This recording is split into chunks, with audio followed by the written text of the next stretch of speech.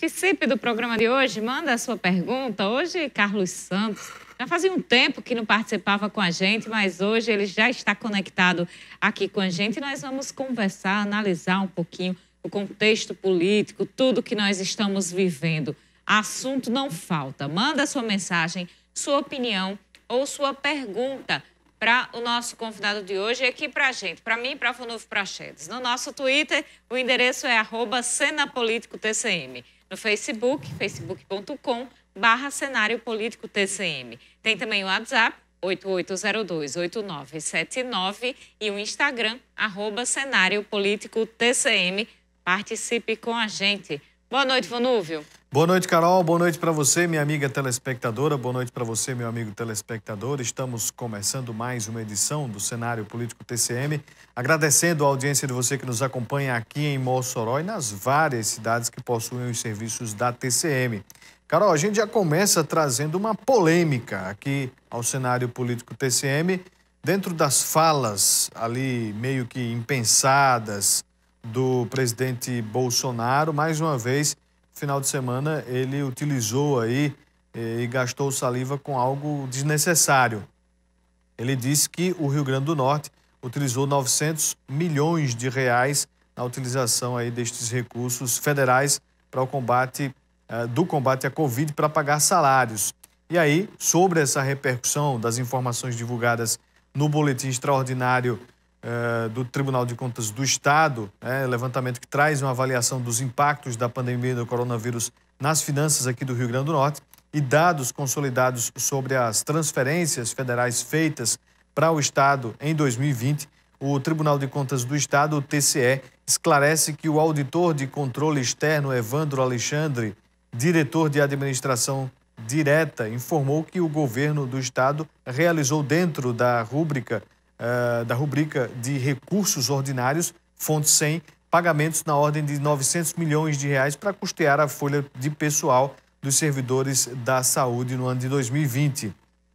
E que em nenhum momento o auditor afirmou que esse valor de 900 milhões foi pago com recursos enviados pela União exclusivamente para auxiliar o Estado diretamente no enfrentamento à Covid-19. Ainda segundo o TCE, o Estado recebeu do governo federal 1 bilhão e 100 milhões de reais em transferências extraordinárias em 2020, destinados às ações de saúde, assistência social e compensação financeira em razão da queda de arrecadação. Do total de recursos, 750 milhões é de livre alocação e foi incorporado à fonte 100, que congrega os recursos ordinários do Estado, incluindo a arrecadação própria, e foi transferido por força da lei complementar que estabelece o Programa Federativo de Enfrentamento ao Coronavírus e por medida provisória para compensar essa queda de repasses do Fundo de Participação dos Municípios, dos Estados, o FPE. E aí, Carol, vem toda essa celeuma, a ilação do presidente da República frente ao relatório do Tribunal de Contas, um desgaste completamente desnecessário. E o presidente quer se safar de alguma forma de questões que envolvem a Covid no Brasil. Pois é, Vonulf. E aí fica essa disputa, uma disputa de um lado, o presidente Jair Bolsonaro, ele sempre tenta jogar o foco aí para os governos e para as prefeituras, e agora tem inclusive criação de notícias em relação a investigação do Ministério Público Federal, a outros tipos de denúncias e de acusações. Até agora não apareceu realmente a comprovação de nada disso, os fatos inventam, agora documento para provar realmente ainda não apareceu. E a tendência é que isso piore, A partir de agora, daí em diante, até 2022... pelo que nós estamos acompanhando, pode ser realmente que piore. Agora, quem pode conversar melhor ainda sobre isso aqui com a gente, entrar nessa nossa conversa, é o nosso colega Carlos Santos, jornalista, que já está aí conectado. Boa noite, Carlos. Muito obrigada por conversar com a gente na noite desta segunda-feira. Pois é, como acho que você estava ouvindo aí toda essa situação que se criou, que se gerou sobre repasses federais com apoiadores, e o próprio presidente Jair Bolsonaro aí levantando essa questão de desvios por parte do governo estadual.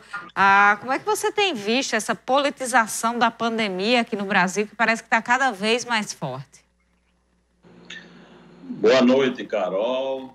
Boa noite, amigos da TCM. Boa noite, Vonúvio, seus telespectadores, nossos internautas. Obrigado pelo convite, obrigado pela atenção e nos procurar para tentar contribuir ao bom debate. Olha, Carol, essa polêmica envolvendo o presidente ela é apenas mais uma entre dezenas, centenas, e nós vamos continuar, infelizmente, com esse nível de diálogo, de combate, até as eleições do próximo ano. Infelizmente, eu não vejo como nós temos um debate decente, elevado, com discussões que envolvam os interesses públicos, né? Mas é sempre essa produção irrefreável de notícias soltas assim, de instantâneo. Às vezes eu imagino que o presidente não tem assessoria alguma, ele acorda e vai para aquele cercadinho, não sei para onde foi, e dispara o que bem entende. A outra polêmica que envolve o presidente Bolsonaro foi sobre a ligação, o telefonema que ele fez para o Jorge Cajuru, tendo em vista aí uma CPI. No Brasil, CPI, e Carol sempre diz isso, não costuma dar em nada. Será que essa é mais uma que vai ficar aí no mundo da pizza, ô Carlos Santos? Olha, eu não sei o desdobramento dessa possível CPI. Mas toda CPI, existe uma frase que se consolidou, de que sabe como começa e não sabe como termina. Pode até não terminar, mas ter um desfecho, digamos assim, como muitas vezes é esperado. Mas o corpo dela, a celeuma diária, sempre causa muito desgaste. Você acha que é por causa disso, Carlos, que o presidente Jair Bolsonaro, a partir da notícia aí dessa ordem do ministro Barroso pela CPI, pelo andamento da CPI, ele está atirando aí para todo lado, governadores, prefeitos e até com os senadores? Na verdade, é o estilo Bolsonaro de ser, né? Eu vejo o Bolsonaro como um dos políticos mais coerentes que eu já, digamos assim, identifiquei na minha vida como cidadão e como profissional.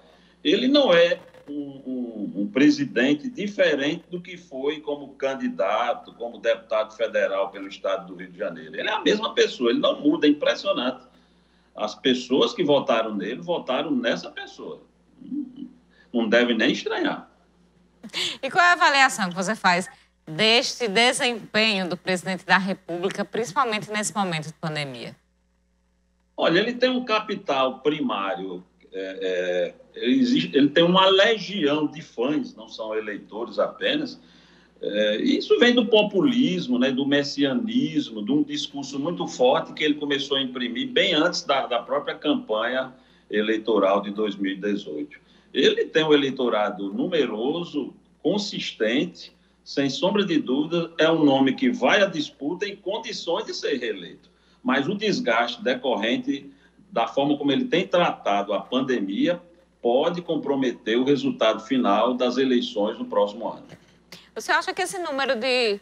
Próximo bloco a gente fala sobre este número aí de avaliação popular do presidente Jair Bolsonaro. Daqui a pouquinho a gente volta.